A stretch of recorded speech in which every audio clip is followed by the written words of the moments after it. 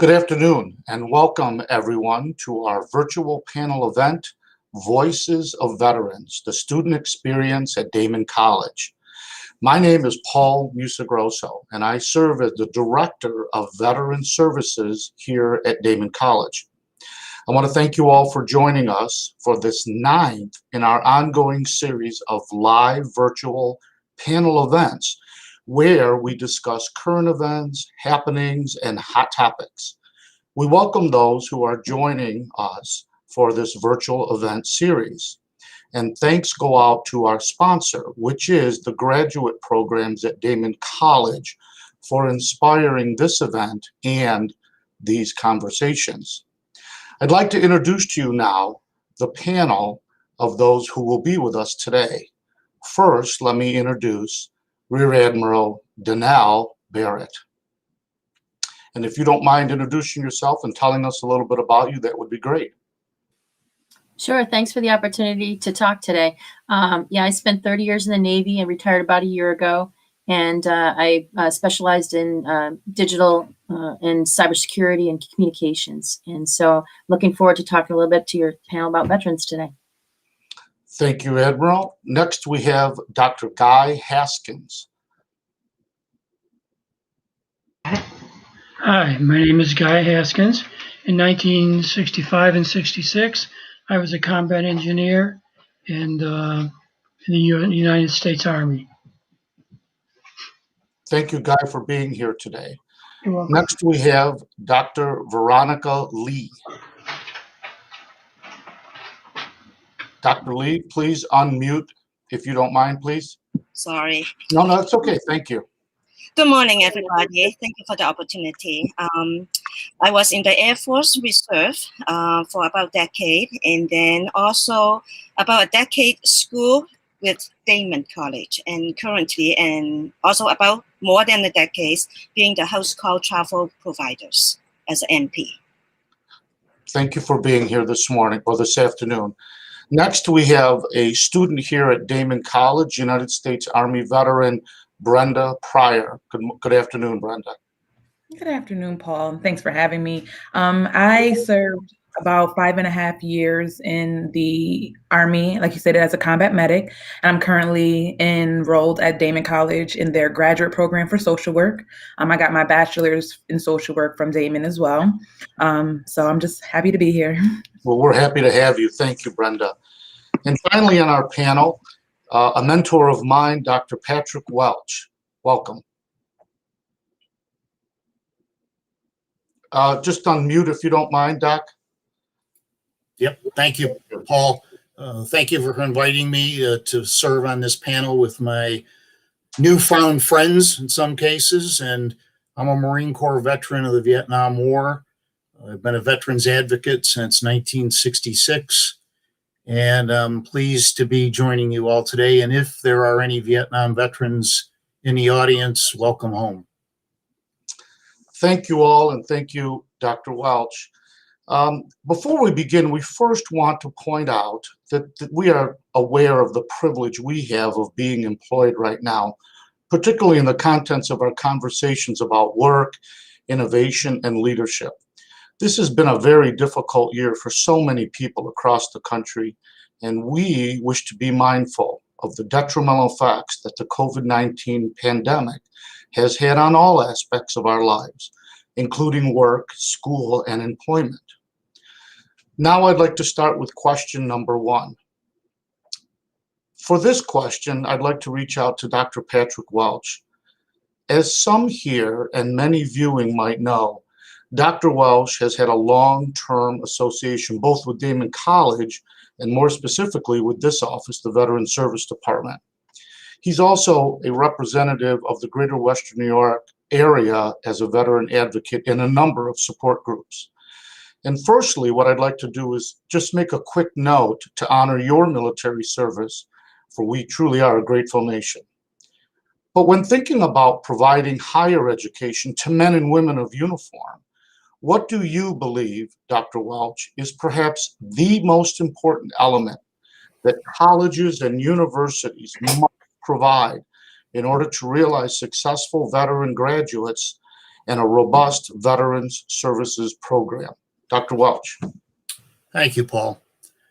I think from my experience over the years, particularly with this newest generation of veterans that are serving, is the academic community needs to have a better understanding of cultural competency with regard to the veteran population.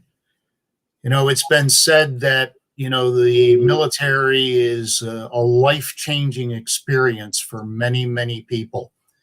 And starting in boot camp, when you go to boot camp and you put your feet on those yellow footprints, you are in a totally different world than anything else that exists in this country. And we have our own language, we have our own laws, we have our own aspects of living and breathing and dying and sweating and so forth for each other.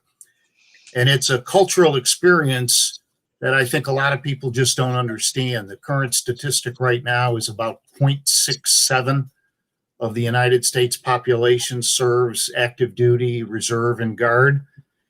And I think one of the things during my time over the years, and particularly at Damon, was I tried to provide cultural competency sessions to teach about the differences in the things that we encounter to the admissions staff, because from an educational standpoint, that's where it starts, with the admissions staff and understanding that the people that they're bringing in are not 18-year-old high school graduates.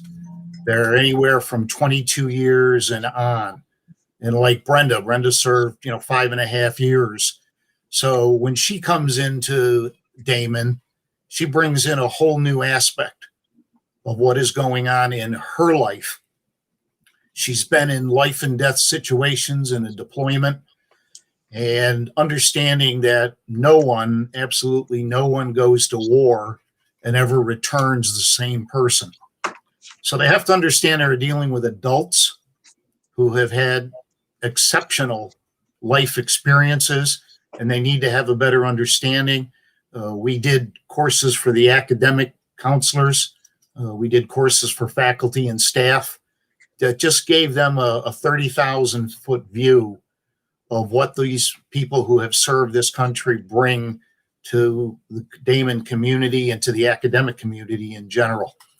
And in retention and graduation rate, they just need to be shown that the academic world does care about their future and that they're willing to give them, in some cases, some additional courtesies. As an example, if a veteran has issues being in a large group, that if they're going to give an exam, put a proctor in a private room with them and let them take that exam away from the crowds because they may just have an issue. So we don't want to be treated special. We just want people to realize that we have done and seen things that most of the country has not done and seen. And we just want appreciation for our service. Wonderful. Great thoughts. Thank you. Brenda, question number 2, I'd like to direct to you. I want to thank you again for participating in today's discussion, and thank you once again for your honorable service. This panel is entitled Voices of Veterans, the Student Experience at Daemen. And you of all people should be able to help us understand. And I ask that you can speak to us about your personal experiences here as a veteran of the United States Army, but also as a student, both in the undergraduate and now in the graduate program of social work. Brenda, please. Thank you. For starters, I do want to say that to Mr. Welch, I've never related to something more in my life because having someone speak on the student experience as a veteran, and you walk into a room filled with 18, 19-year-olds, and a professor is treating the entire class in that way, could be a little discouraging because I just come from a different point of view, a different perspective, given what I've gone through prior to stepping into that class. So thank you for even shedding light on that. But I do want to say that I think that if that's something that Daemen has placed in the forefront, it shows, because my experience whenever I transferred from ECC to Daemen, and it was so welcoming, it was so assuring, it was so, I was able to get my acceptance letter, quickly. So I was able to avoid that, anxiety that you get whenever you have to wait if you're going to be accepted into a college. And I had someone walking me through each step, the registration process, the setting up the class and getting oriented. I had my own, tour. So all of that really showed me that I felt welcomed, and I felt like I belonged there, and I felt like there wasn't going to be any difficulties, in that space. So I do believe that showed. I do believe that showed in the sense of what. I'm sorry, I lost you guys. I do believe that showed in the sense of what Daemen stands for. So just that, and then being able to have a space on campus. The couch in the Veterans Lounge was my favorite place. I say it every chance I get, that, just being able to be in there, being able to talk amongst other veterans, other student veterans, even military affiliated students. I was able, just having them as a little peer group, of people who understand what I'm going through, people who understand the struggles that it takes, and just being able to have that space. So you don't have to worry about being in the library with a bunch of, people if you are you want to be more secluded or want to be more individual. So I do believe that Daemen has, in fact, made my student veteran experience easy. And that's all we ask for coming home, as Mr. Welch said. Thank you, Brenda, and thank you for bringing up our Veterans Lounge. It is one of the highlights of the veteran student experience here on campus. Thank you very much. Question number 3, I'd like to address to Rear Admiral Barrett. Good afternoon, ma'am. Our next question directed to you. Before so, I'd like to certainly let you know how honored we are to have you here, and we honor your flag service and impressive career in the United States Navy. It's good to see you again, actually. As an institution that continues its commitment towards equality, diversity, inclusion, and equity in all things, certainly in the greater scope of academics, how do you see the connection between higher education, military service, and equal access to opportunities? And what perspective can you offer to this institution, to our entire student body, and to the greater community at large? Now that's a loaded question. Yeah. What I would say is, based on, how we do things in the military, and I'll specifically focus on the Navy because that's been my experience mostly, so let's take a look at, for example, the Naval Academy. They've pushed very hard over the last, probably 20 years to become more inclusive, to become more diverse. And actually, almost 50% of the graduating class last year was minority or diversity folks. And so that really has been a big sea change, as we say in the Navy, for us. The class of 2023 this year, 8.3% of women and 8.3% of men who applied were offered admission. So it was equal number of folks that were accepted into the program. Now, the numbers themselves, the raw numbers, are still different. There was 11,791 men versus 4,541 women. I'm just using the gender piece right now, but and so that's still not half even. But it used to be in the day. When I came in, it was less than 10%, and it was less than 10% of the Navy was women. So the numbers are increasing, and that's good. And but still, you still have about a 75% of that academic class at the Naval Academy is male. So continuing to work on that. They've got race pieces that they're working on. 59% of it is white, 12% Hispanic, 7% Black, 8% Asian. So those numbers kind of marry up what the rest of society is proportionally in the United States. But as that demographic changes too, fortunately, the demographic within the Navy and the demographic within the educational institutions that we have will also improve. And so the other thing we want to concentrate on is, once you get in the Navy, Yeah, there's always bad apples. You'll always hear the bad, story of somebody, some racist issue or some gender issue. But what you do is you shed a lot of that, and you're not a woman anymore. You're not a minority anymore. You're not this. You're part of the Navy culture. You become part of the military culture, and you're a shipmate, as we say. And you focus on that and focus less on all the differentiators, and then you find that common culture and the common core that you work together to as a whole. And the beautiful part about the Navy is that we have role models, we have examples of people who make it all the way to the top, who are in diverse categories and different categories. Admiral Howard was a female, 4-star female African American admiral. I mean, and that was she was there for years.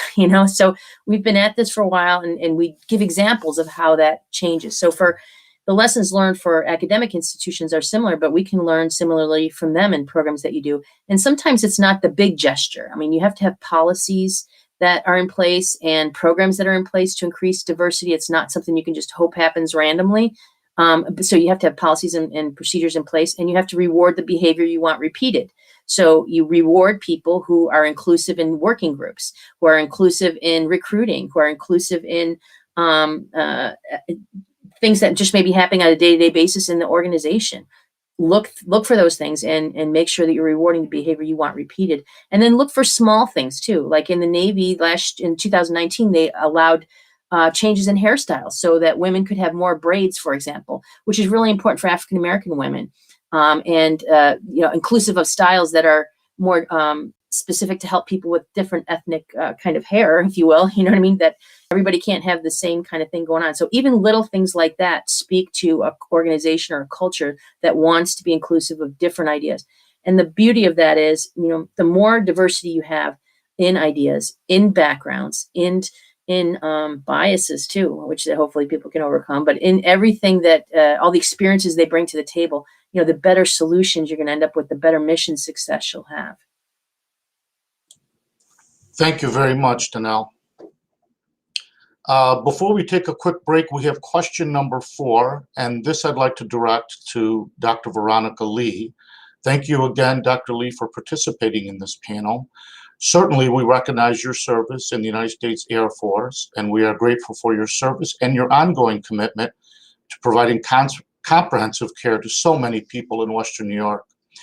As you indicated, you are a graduate of Daemen College, having earned 3 degrees, 2 advanced degrees here, and you hold the distinction of being a distinguished alum of the college, and we are very, very lucky to have you here. So your perspective is not only an important one, but it's valuable for your experiences here and your military service. Dr. Lee, can you give our viewers and our listeners an opportunity to know from you how your experiences at Daemen College have helped to advance the work that you continue to do throughout our region? Good morning, everybody. Glad to be here. So, going to college is very important. A lot of people, they don't see the importance. Where especially Daemen campus provide a very safe, happy environment and a lot of good, great faculty support. We may not learn everything in the intensive classes, but what I learned most is humble to learn. And there's a lot wise advice if we would like to be interactive and be active to interact with the faculty or even the dean. So Daemen College is a setting where I grow so much both personally and professionally. First of all, going to college, especially Daemen College, brought me from bachelor degree all the way up to a doctorate degree. My potential income is getting much better, obviously, and that really helped my family, less stress, and I have more time and more flexibility to be at home. So this is a future investment. So, and without Daemen College Veterans Support Group, like back then it's called SVA, Student Veteran Alliance. I believe Dr. Welch remember that way back, and I appreciate all the work they have done. Sometimes we felt alone, especially half and half, like I was in the reserve. At the same time, going to school is not easy. So Daemen College support very much the veterans who make us actively, which branch, and they tried so many different events. at least group us together, knowing that we're not alone. And also the benefits of going to the college is the job satisfaction. And Daemen College is giving me a lot of satisfaction from my job accumulatively throughout the past almost a decade there. In terms of, I went there almost every night in the library.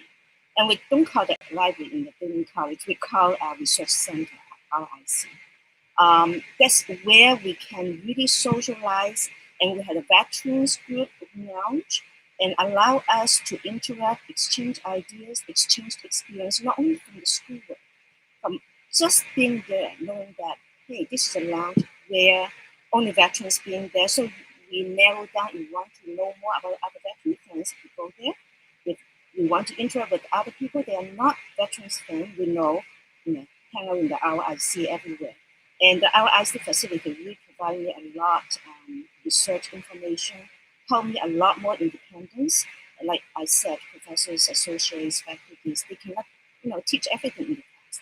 But the setting and the equipment, everything is very well helping me build my independence. Also, college brought me up a lot personally, make myself much better person in terms of being responsible, being accountable, and self-disciplined. In teamwork, there's a lot of project, group project, and Daemen College provides a lot of research projects we have to do together. A lot of people, they really don't care to do together as a group, especially like most of the students now are adult students. We have a lot of family situation. They just want to go to a campus and get out and do their own thing. But with the group projects, we really brought the busy people personally. We are very busy, but we are kind of forced to actually see it, how the teamwork works together. The teamwork we learned from the military is so different from teamwork in the school. We have to handle a lot of different personalities and different adult, time. So it's a lot to learn in terms of respect, in terms of self-discipline, how to handle people. Damon really gave me a lot, all these opportunities to grow myself. And I guess in general, I love Damon, and that's why from BSN degree in 2006, I went forward to MSN, master's degree, for my nurse practitioner, and then I thought, that's it. It's been decades of school, years after years. I always work half and half, work and go to school constantly, summer, throughout the whole season, every year, for 10 years straight. When I got out from Damon, graduated with the MSN, I had to give the credit for the faculty. I thought to myself, that would be the end. I go to school, enough. And then the faculty, Dr. Ryan at that time, said, hey, we have a doctorate degree. We just started it. And I said, oh, wow, I got enough school that case. So finally, I listened to her advice, and guess what? After 2 years, after I got my doctorate degree, the DMP program is, for some reason, no longer available. So what I'm learning is, listen to the wise man or wise woman, interact with the professors, faculty, and make yourself known to the dean, to the faculty, to your friends that you have that ambition. And that's where Daemen College provides me the manpower, the information from RIC, the support from the faculty, and as a matter of fact, the faculty actively approach me. So we also still need to be actively involved as well. Thank you so much. I'm thrilled to hear that. It sounds like you have made this a home, and we are thrilled that that is true. Absolutely thrilled. Before we take a quick break from our sponsor, the graduate school here, there is a question from one of our viewers for Admiral Barrett. If that's okay, I'd like to read it to you, Admiral, at this time. The question is, how is the military addressing the need to improve the acceptance of diversity, not simply increasing numbers? Yeah, absolutely. I mean, so the numbers help because the more diversity you have, it just becomes normalized. Okay, so let's not discount the numbers, if you will, in air quotes. But you have to have actual policies in place to prohibit things that would even be subtle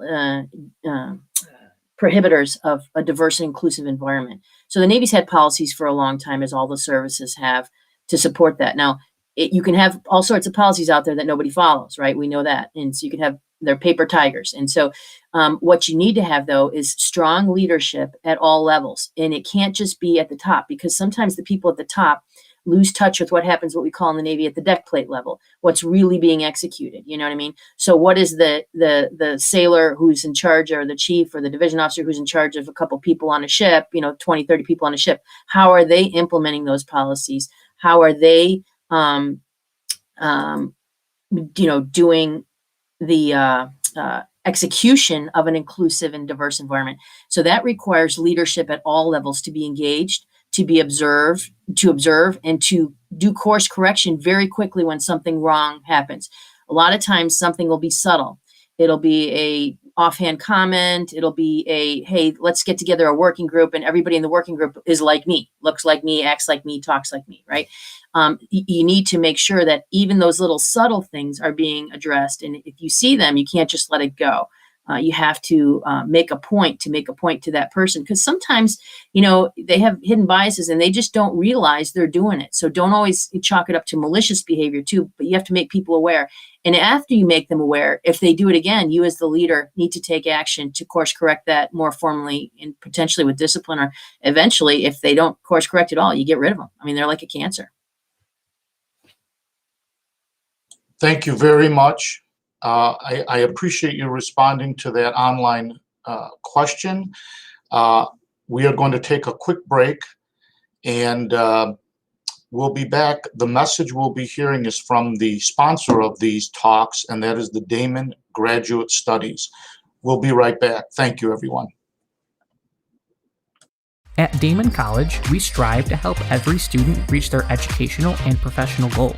With exceptional resources and one-of-a-kind learning experiences, our graduate and professional programs will put you on the right path to career success. Our graduate programs include applied behavior analysis, education, nursing, social work, and more.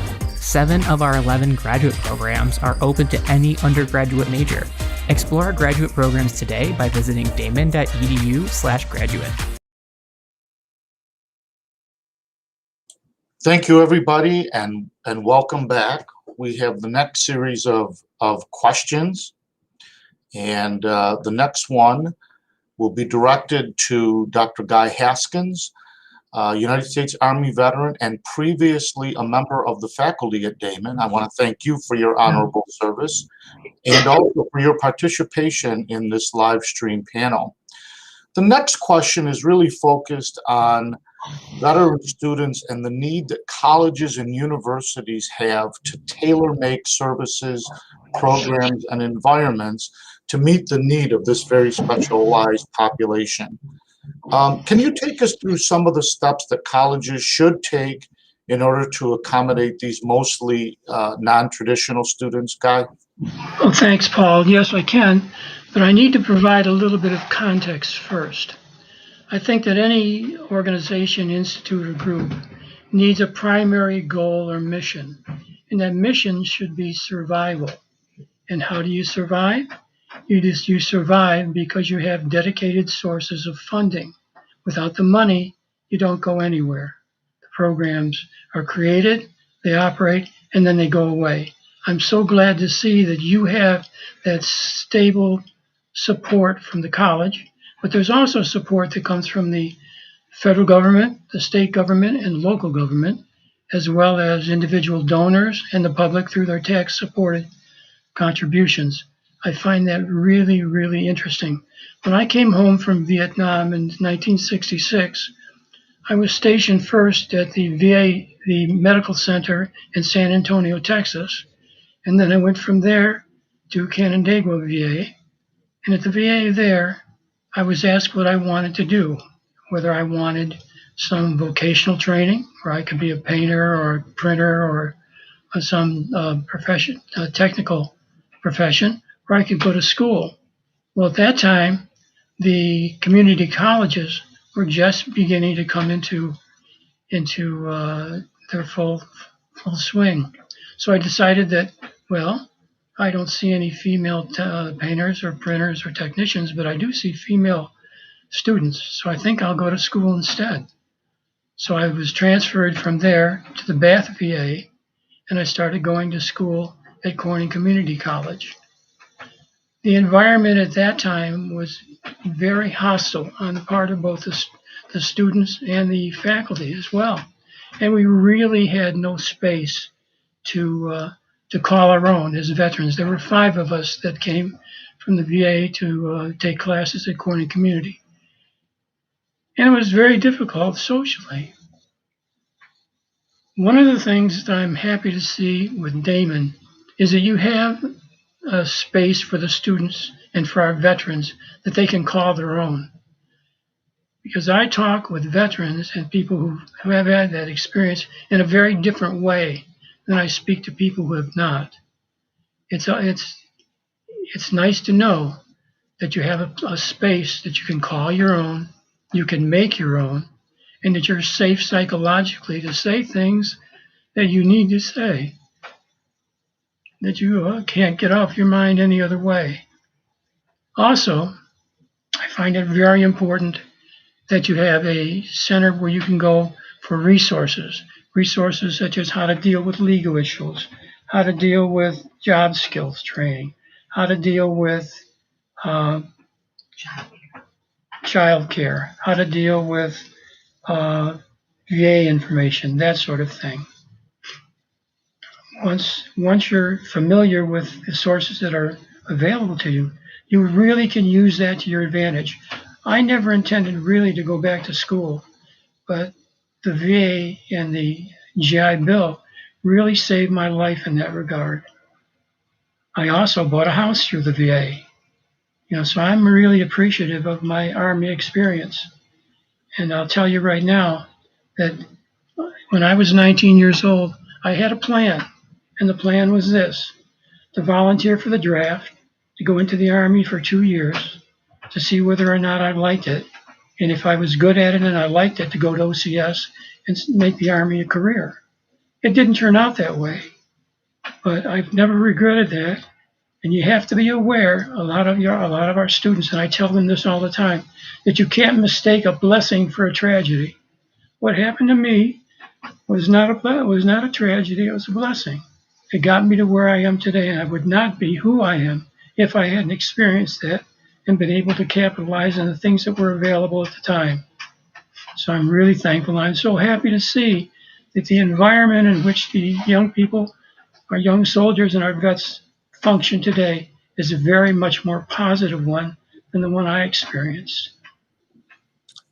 Thank you, Guy, and I'm sure many of us on the panel share your sentiments, particularly regarding treatment and acceptance of our veterans. Thank you all. We have a question from one of our listeners, I believe, online, and I'd like to direct it to Dr. Welch if I can. It comes from Professor Jerry Hall, a question for Patrick Welch. I was wondering if you had any ideas on how to reinvigorate participation in the Student Veteran Alliance. I recall it being very active when you were here, and I'm curious if you have any ideas. Dr. Welch, can you direct us, please? Yes, thank you, Mr. Hall, for that question. I think the participation in the SVA starts with the leadership of the college and identifying the fact that the Student Veterans Association is an active part of the campus life. When I was there at Damon, and Paul knows well, we went through and we had some very good leadership. We had some very engaged citizens, and I'm gonna look to Brenda on this. I'm gonna direct it to her because she presents to me as a very strong, capable leader. And I think that's part of what you need very desperately is that leadership. And you have to show, as with any organization, that there is a benefit to the people that are joining an organization. In a lot of cases, it's easy to recruit someone for a fraternity, for an organization, but it's also about retaining them. And you have to show them that there's value in them being a part of an organization. So I think if programs are developed, the knowledge and the information that's coming from national SVA is very good. It's becoming one of the fastest growing leadership organizations for veterans in the country, because they're also maintaining a strong alumni group, which is helping with further education, with employment opportunities for veterans and so on. So I think, maybe Brenda and maybe Paul ought to put their heads together. And if you want to consult with me, I'd be more than happy to talk to you. But a vital, vibrant SVA, I think, is a very important aspect of the veteran experience in the academic world. I agree. Thank you. And you can count on us reaching out. Absolutely. Thank you. Sorry, Brenda. No, you're fine. I actually was going to jump in anyways. And I thank you for the compliment that you think I'm a leader. I appreciate that. But I actually just maybe a year or a year and a half ago was a part of trying to get the SVA back up and running, because we had seen like a decrease in participation. And I held it wasn't really a panel, but it was like let's talk about the SVA and what you guys want. And, of all of the veterans that came, about 8 or 9 students came. And what I found in that it was, like you said, leadership. They were looking for something more concrete. They were looking for something already established. They were looking for something that we just didn't have at that time. So I do think that for that participation, kind of having it already set up and kind of like showing what it was, because what the students were looking for were perks. They were looking for the community, but they were also looking for the perks of what comes with having a student veteran association. And when we couldn't offer that at that moment, the participation kind of went down. So I think that as a leader of the student veterans, and if we wanted to try to get that back up and running, I think the participation will come in finding that it's already established, that it's up and running, that we have goals and plans in place so that they could follow through with that. So if needed, I'm always for that, because I think the Students Veteran Association is very important, and for us to not only have a place on campus, but a community as well. Well, I absolutely agree. And certainly, Brenda, you will be on the very next mailing list. You have my word. Thank you. Here we have a question that I'd like to address to 2 of our panelists who've already spoken, Brenda and Dr. Lee. And this is interesting because we've talked earlier about inclusion and diversity and the rising number of females that we have both in the United States military and also in higher education as military people. And currently there are 2 million estimated veterans who identify as being female. And this number continues to grow every year. A, what does it mean to college and universities who wish to continue to make higher education accessible to these people? And 2, how have your experiences as women veteran students been a reflection of this commitment? Well, as stated earlier, the inclusion and diversity, I think, is a big thing at Daemen College already as a whole. So I find it to be surprising when some people kind of still look at me in 2021 and like, oh, you're a veteran? I would have never guessed that. So I think more so shedding light to female veterans, shedding light that we're here and, we have a place in the veteran community just as much as the next person, and kind of having panels like this where we can get our face out there, we can advocate for ourselves, and also just like being a part of everything, a part of the entire like picture of what a veteran looks like, and including us more. And I think that Damon as a whole does that well. Thank you, Brenda. Dr. Lee, do you have any thoughts on how this has been part of the evolution, not only here, but even in our greater community? I can quote a very personal, real experience. My husband is Italian descent, so obviously he looks veteran more than I look. like a veteran. I didn't fit in any like a traditional typical look as a veteran. So every time when there's a veteran month or any military deals, go to restaurant for a discount, veteran dinner, everyone will look at my husband without even wearing an Air Force hat. Oh, thank you for your service. And looking at him only. And then I wait and wait and turn around, I say, how about me? And then they will have a little kind of hesitating look. So anyway, what I'm trying to apply is about the public education. Like Brenda said, we need to expose more about veterans. We are also human beings. We also have family.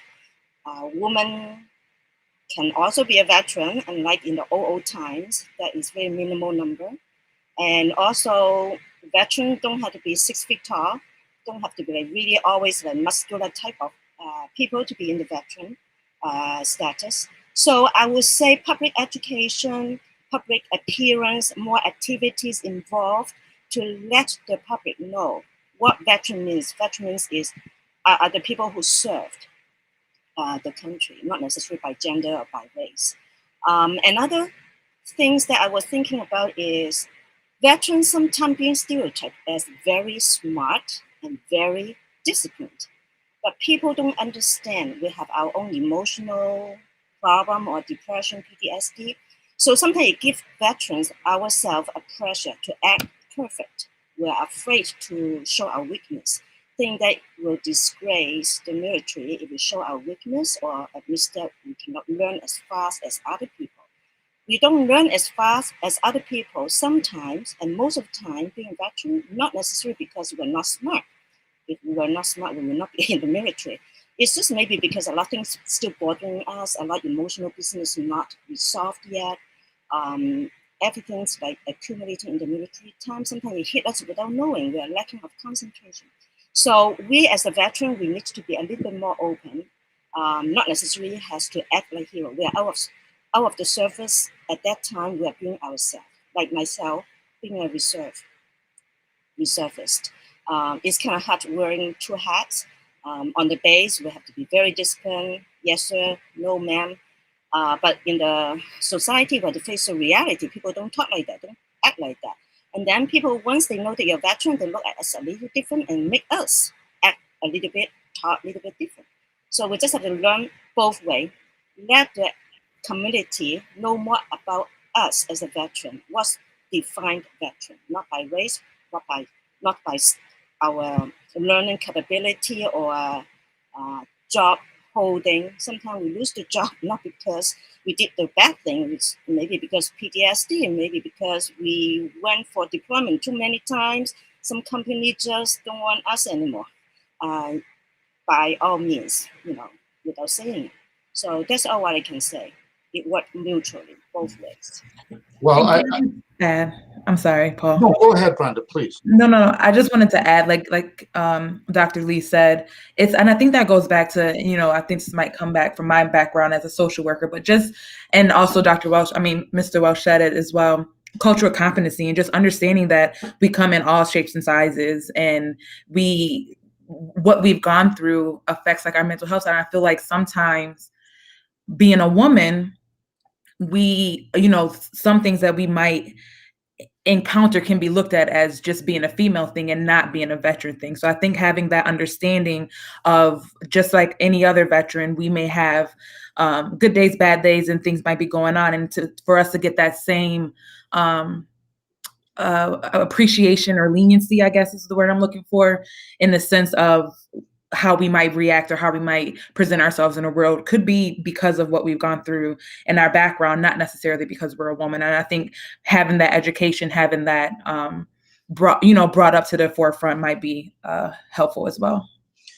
I'm thrilled that you added that. And if you don't mind, I'd like to put my social work hat on as well, and also comment on something Dr. Lee said. And we have seen this widely and quite openly expressed. It's that women particularly who have been able to identify some of their experiences oftentimes are not treated with the tolerances that other members of the military or just other people are treated with. So I really applaud both of you for being open and educating all of us and, making sure that we are aware, not only as members of the same brother and sisterhood, but also as people who are anxious to see equality become a greater part of higher education and of military service.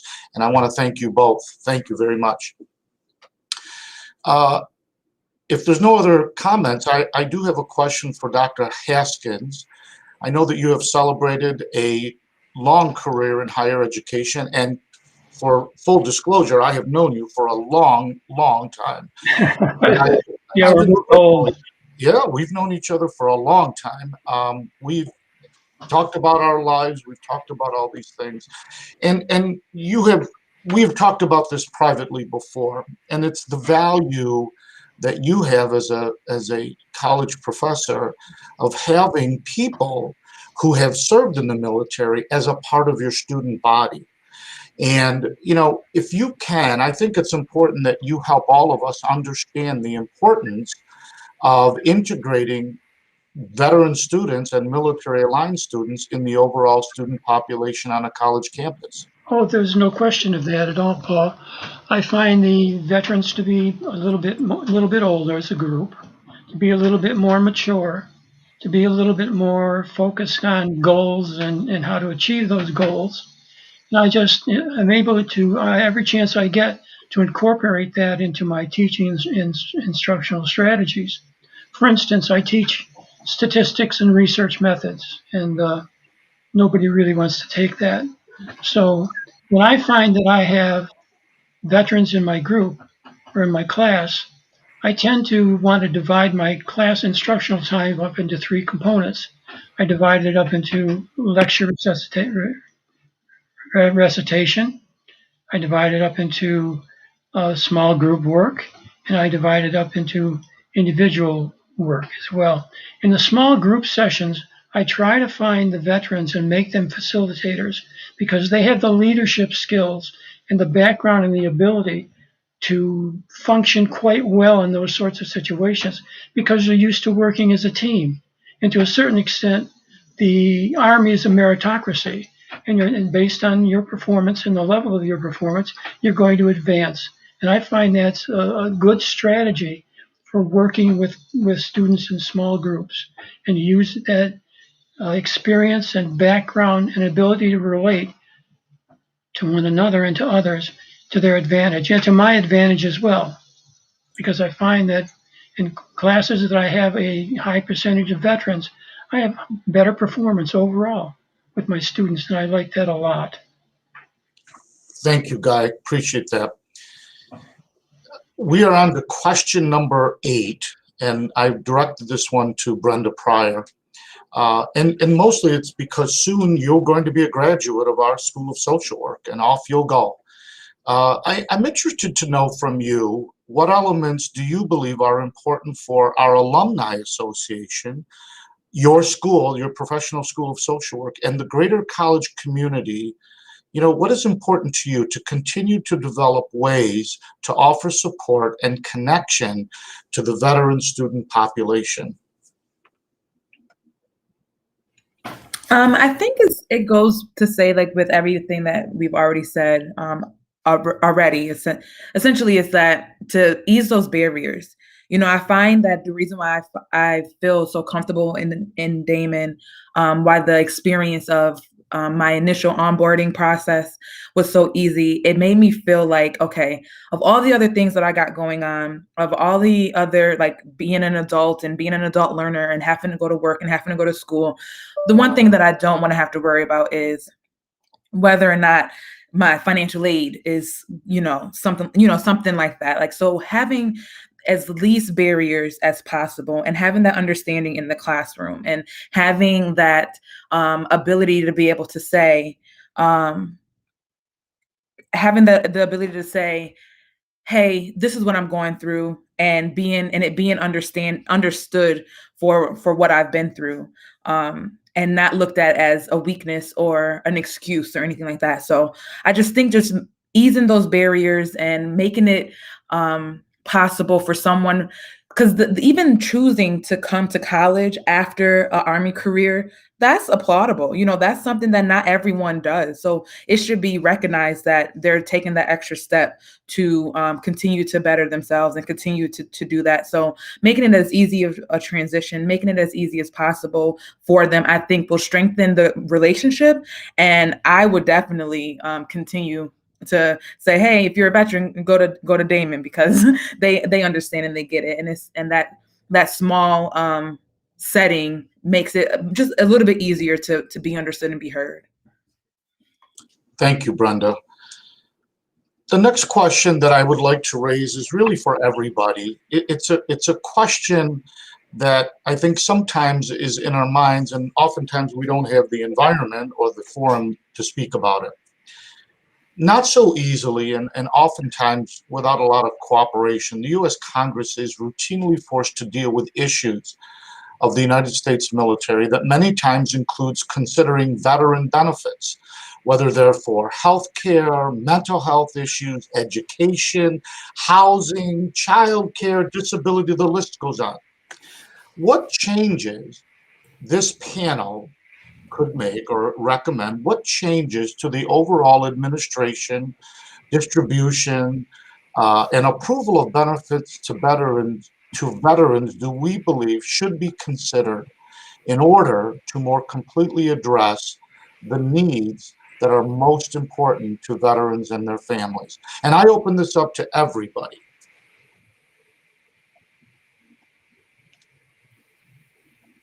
So one thing I'll say, this is Admiral Barrett, I'll chime in here. One thing I'll say is since the Afghanistan and Iraq wars, the Congress has allocated a ton of money to veterans issues, whether it's medical, particularly mental health, and housing, homelessness, all of these issues.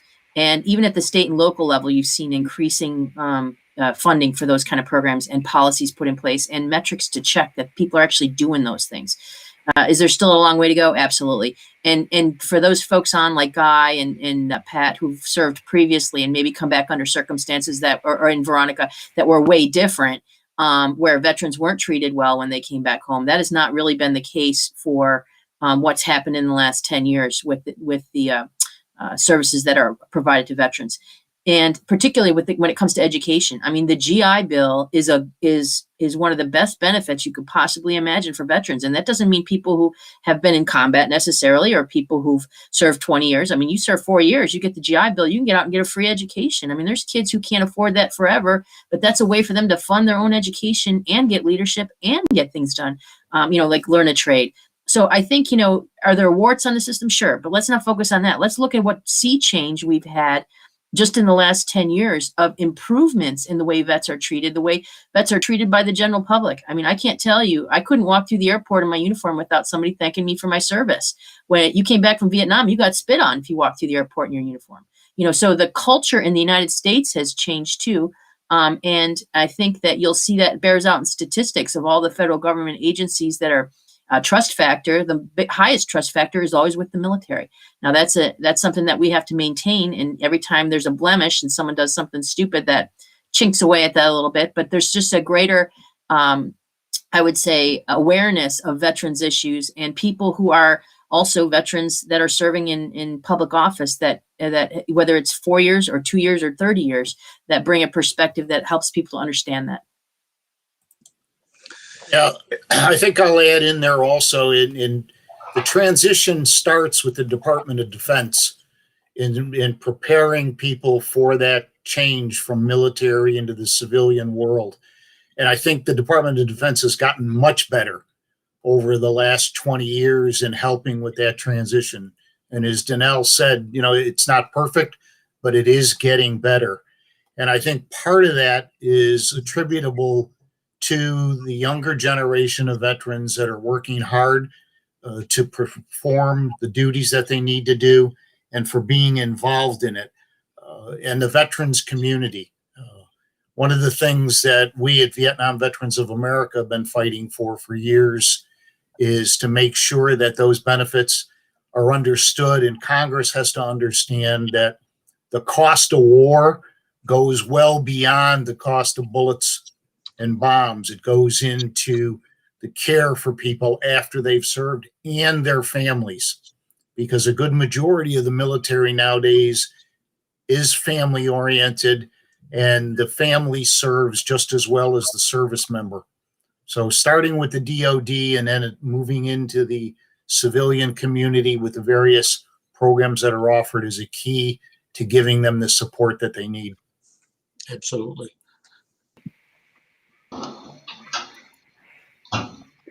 Dr. Lee, would you like to comment, please? Sure. Just from my personal experience, way back when I was still a nurse, way back even before joining the service, I worked at VA. It's so different from now, more than a decade later. The reason why I want to bring that is partly because we see a lot more veterans going to work at VA or is already working at VA, a lot more than before. When I started there, it's more like a civilian people. They are kind of patriotic, but not all of them. Most of them are just because of the retirement plan and a lot of time off, that kind of benefit. That's why they work at VA. Of course, there's some little bad seats here and there. And I saw a lot of veterans patients were not really taken care of on the floor. But now I saw a lot of difference. And I think partly contributes to a lot more veterans work there. For different levels, especially medical or nursing level. It makes some difference. Veterans help veterans, and in terms of the veteran administrator, yes, we come up with top first, the leadership. It's 1 o'clock. Thank you. Thank you all for that. I appreciate that.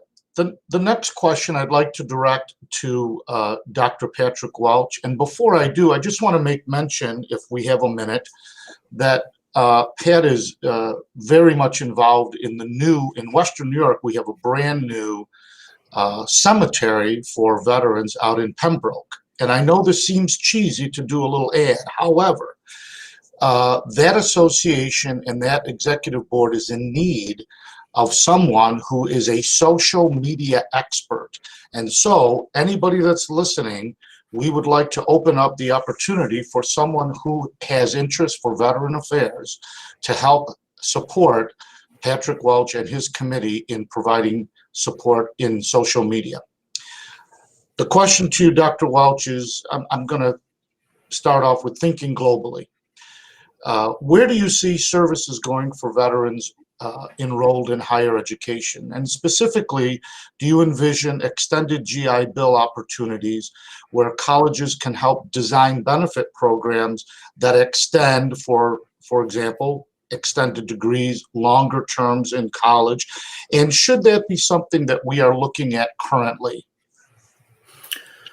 Well, I think from a standpoint of veterans in the global environment is for people to realize that for the most part, we have the most highly educated military we have ever had in this country. Basically, you cannot get into the military today if you don't have a high school education.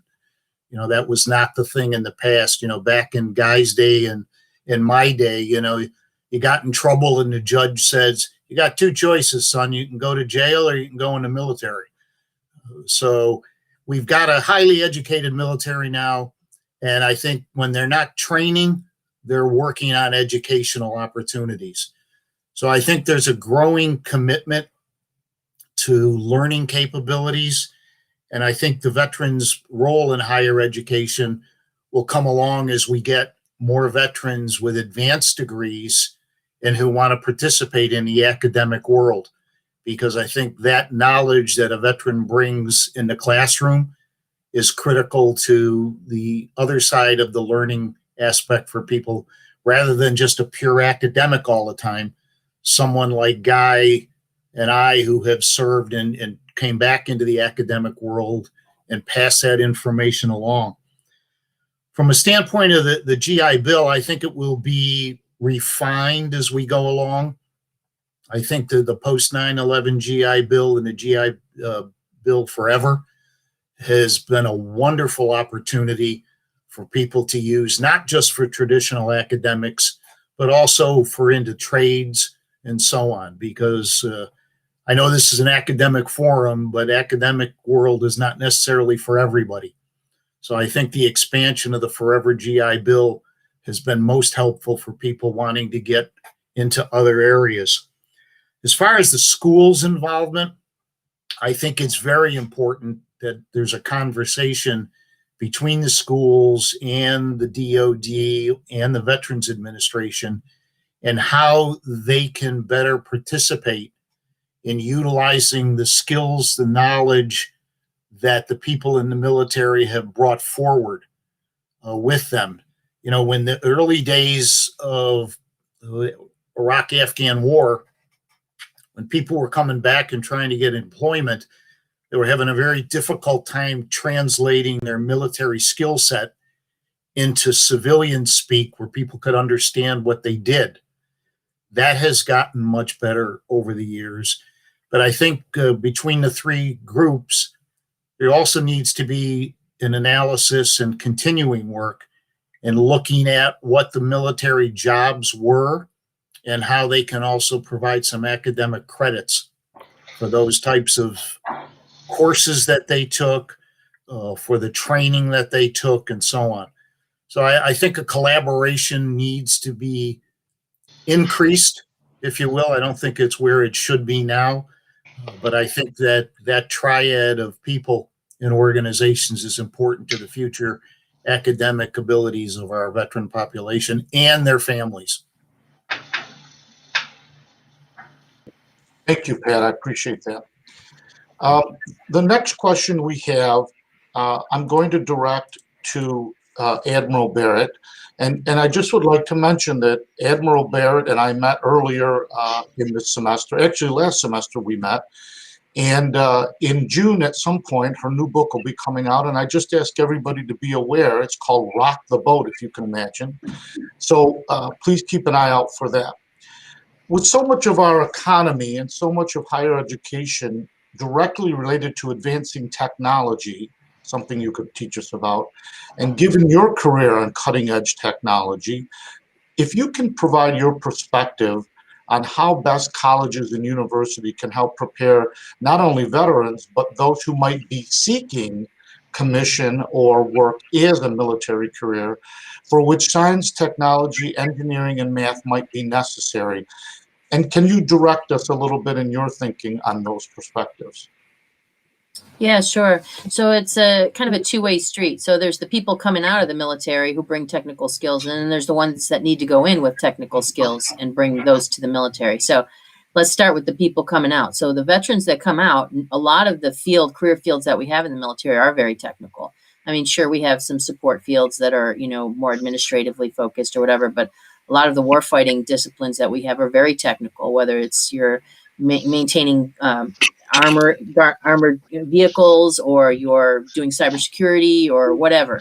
So the veterans that come out already bring a level of leadership in technical fields, which is very difficult sometimes, right? A lot of times in technical fields, the propensity of people personality-wise to go into those fields is not always conducive to people wanting to be in leadership roles. A lot of times they like to do technical things. That's why they get in that field, and they don't want to take those management leadership jobs. But in the military, you get thrust into both. And so the people that come out of the military, whether they're enlisted or officer, oftentimes have education and training in whatever career field they were in that includes technical training, and that sets them up well to move into a STEM curriculum at a university, for example. The second thing I would say is people going into the military, a lot of the career fields, again, are increasingly, particularly the ones in the digital world, are increasingly relying on analytic skills, technical skills, whether it's coming in with a degree or already coming in with some experience, like it was talked about before, vocational experience in the technical vocation. And so as people come in, those skills already set them up to be more successful in the military, because if they're enlisted, for example, they might be able to get into a rate that gives them a higher bonus or a higher degree of satisfaction with doing what they love to do, as opposed to just coming in as a general enlisted person and then trying to figure out what to do at that point. The second thing is, if you come in as an officer with a degree in something specific, a lot of the times, if it's technical, the military can absolutely apply that immediately to one of the what we call designators or MOSs that are officer career path specific. So there's ample opportunity for that to work both ways. And then once you're in, the military gives you even more training and education. Even, we have cyber warrant officers and cyber enlisted people who get advanced degrees like master's degrees, and the Navy pays for them. You know what I mean? So, there's opportunities when you're in the military to get advanced degrees. And the one thing I will say is we like to get fixated on STEM. And I get it, right? Because I'm a STEM person. But I was also a history major when I was an undergrad. And I will tell you that you have to have people who can write. And a lot of times STEM people, they don't write so well, or they write really technical stuff really well, but they can't translate that to a non-technical audience. What does it mean to my business, to the mission of the military, to whatever the business of your business is? So you need people who can also work both sides of the brain. It's not a one or the other kind of proposition. Well, thank you for sharing that. That's very good information. Our next question is directed to Dr. Veronica Lee. There are more and more opportunities for men and women of uniform to consider higher education, either during their period of active duty or reserve duty, or soon after they complete their obligated period of active service. What advice would you give to those men and women who are considering higher education as a veteran student? My very first factors to be successful, no matter it's education or profession, is to stay healthy. Don't smoke. If you smoke, quit smoking, because if you can get all the high education, you graduate, surviving all the years, and end up having the health problem, you're not going anywhere. So that's one of the best advice. Stay healthy, not only physically, but also mentally, especially veterans. We went through a lot of different things within the service. It may bother us, it may be something that is still haunting us. So mental health, don't ignore it. Stay healthy and manage it accordingly. Personally, I don't like to take medication. I believe a lot of people try to avoid medication, but still it's our responsibility to keep ourselves healthy. And also, once we are out of the service, by any chance that I see a lot of people getting more obese, I gain a little weight myself too, because of the reality and because of the not as much discipline as when we were in the service. I have to meet all the physical requirements. So we have to stay physical healthy, keep doing what we're supposed to do. That's a healthy factor. Number two is, I would say we need to not only just passively listen to order like we were trained. Once we are in the real world, looking for higher education, we have to pursue ourselves. We have to do a lot of research, which college, which program is suitable for us most. It's a lot independency, it's a lot our own accountability to take care of ourselves, our future, instead of just passively wait for something happen. Thirdly, opportunistic. I have to quote two examples. One of my granddaughter, she hates to go to walk on the stage, and I kept encouraging her. And now she's crying, oh, it's a pandemic now, I cannot walk on the stage. Too bad. So things keep changing, and you don't know what kind of opportunity will come to you. You may have regretted if you gave up. So if we have the GI Bill so wonderful, and it's a privilege for the veterans, please take it and take it all the way to the best for yourself, to the most that you can get. Personally speaking, I never got a chance to use the GI Bill, because when I joined the service, it's because of 9/11. I just want to be helpful at that time. And I already have a master's degree at that time, almost.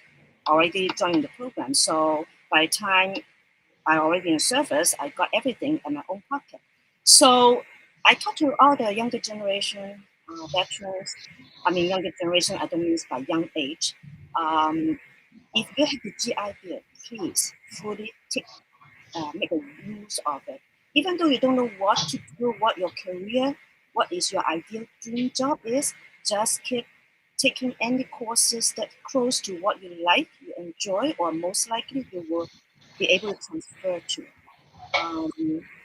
Also, we will learn to listen, order, but we need to actively engage with people, to ask questions. Not everything the teachers talking, the media's showing are always right.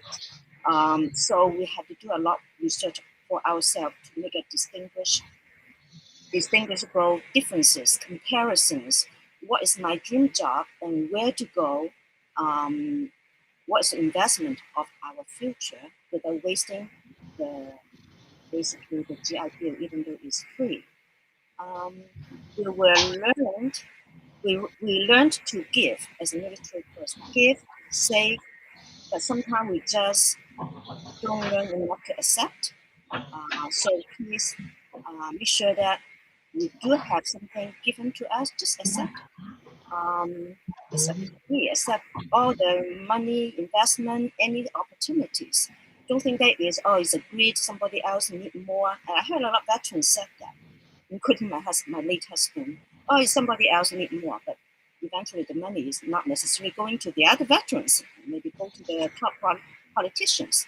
So take care of yourself. The more we take care of ourselves, the more we can give to the community. The happier person we are, the more productive our life is. And also it makes the other veterans like a snowball. See you as example. Someone get master degree. Now doctor degree. So it's like contagious, just like love. Contagious. If you get higher education, it's not only for yourself, it's also exemplified for your next generation, your peers, your great grandkids. People say, hey, she can do it, I can do it. So that is one of the influence, hidden contribution to your community, being influencers. And two more thing is just be ourselves. As I mentioned earlier, being veteran, we are also human. Sometimes we just don't get it at certain courses. We thought that we cannot climb that ladder. And I never thought that I could get up all the way to doctorate degree either. And I always thought to myself, how could I get there? And I keep asking people, how could I get there? It's good to talk and within the higher education achievement, interact with the people, interact with the group that is ambitious, that has goal, no matter it's personal or professional goal. Stay out of trouble. Stay out of trouble makes a lot of difference in terms of saving your time, saving your energy, and being able to focus to achieve your education level. And last of all, in Air Force, we say aim high. I always remember that. Aim high, never high enough. Every day we have something to learn. So higher education is not about money, but also your personal growth, your career growth. You just never know what it will lead you to others. Last of all, just have fun. Thank you, Dr. Lee. Our last question is for the entire panel membership. And before I ask it, I want to thank you each again for participating. I'm always amazed and I'm always impressed by the support that veterans almost seem naturally to give to others. Earlier, I introduced Dr. Welch as a mentor of mine when we met a number of years ago when I was a student at UB. And I have been a veteran student on 3 separate occasions at 3 separate institutions. And always, I've had the privilege and the honor of having a mentor or a guide to kind of ensure that I was on the right path and participating in all the right things. And I would like for each of us, if we can, just to share a little bit about the very special relationship that can be a part of working or studying or just living in an environment where veterans can be mentors to other veterans. Please.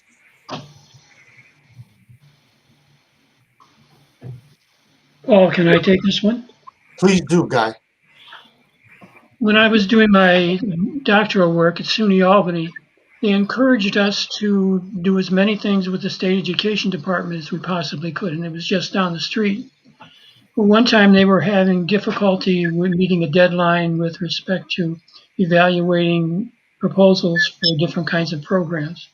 So I went to interview for a job situation there because I was interested in making a little money and learning a little bit about the DOE. And the guy that interviewed me asked me one question, and he said, "Are you a vet?" And I said, "Yes." And he said, "Then when I tell you it needs to get done and you can do it, do you understand what I'm saying to you?" And I said, "Yes." And he said, That's all I need to know. You're hired. So all I did was go in and reorganize that group a little bit, get them to focus, get rid of the attending to things that weren't the important things, and we got it under. We finished on time and under cost. It worked out just fine, and I got more contacts through him as the years went by. Yeah, that's a great story to remember. Thank you for sharing it.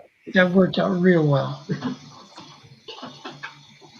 Can I add something too? Everybody's vet experience is different, and so when you're mentoring people who are out, it's important to remember like what the context of their service was, what the context of the service that they left was. You know, did they leave because of PTSD issues or medical issues? Did they leave because they retired? Did they leave because they wanted to get a degree or whatever? So you're not trying to, when you mentor them, you're not trying to make them, for example, like you, but kind of really understand the context of what their needs are as a vet and how you can help that. Because there's just various different ways to do that, whether it's through advice or actual programs or specific kind of other people that you could network with to connect them with someone who may provide them opportunities that they wouldn't have had otherwise. Well, Yeah, I think to just add along to what Danielle just said, you know, there's about 18 million veterans in the country right now. That's 18 million different stories. And when you are mentoring someone, you know, it's not about you, it's about where they are. You know, it's something that we encounter in the Veterans Treatment Court when we're trying to help these people recover and get their lives back. We talk about where are you in your life now and what is it you would like to accomplish and what you would like to do. And my job is to help you achieve those goals. So it's very important. You know, we have a philosophy in the military, leave no one behind. And I think for those of us that are involved in mentoring or are going to be involved in mentoring in the future is to keep that military concept in mind that, you know, we're battle buddies, we're pathfinders, we're guides, and our journey is different. And if we can help and give back to our fellow veterans and help them be successful along with their families, and I like to keep stressing the families, because too often the concept is just directed at the veteran. And I believe I mentioned it early on that the family also serves when that service member is deployed or even stateside duty. So, you know, when you're mentoring, think about them, not about yourself, unless those experiences that you've had can help them in their journey. can I add to that, please? Please do, Guy. I think my thinking about what a teacher, the responsibility and the goal of a teacher or a mentor is that they're to facilitate the over time, the learning potential of their student. And I think that's our goal.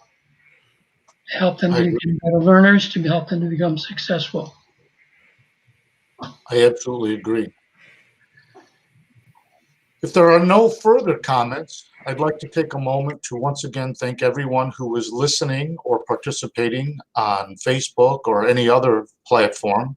And I want to thank each of the panelists for being here today and everyone to make this possible, including our sponsor, the graduate programs at Daemen College. For more information about Daemen, you can go to the website Daemen, DAEMEN.edu. And I ask everybody who's participating to keep an eye out for more interactive virtual events that'll be coming our way, and by paying attention to social media channels such as Facebook, Instagram, Twitter, and LinkedIn. Panelists, I am honored that you are all here. I am thrilled with your continuing support, not only of the veteran students here, but veterans and students throughout the greater community. Thank you all for participating. And again, thank you for your services. At Daemen College, we understand your college journey may be different this year, and we make it easy. With no SAT or ACT required, 4-year tuition guarantee for students who apply early decision, and holistic admissions reviews, the application process is simple. Plus, Damon offers over 65 undergraduate majors and programs, so there's something for just about everyone. Not to mention, our athletics program is Western New York's premier Division II team.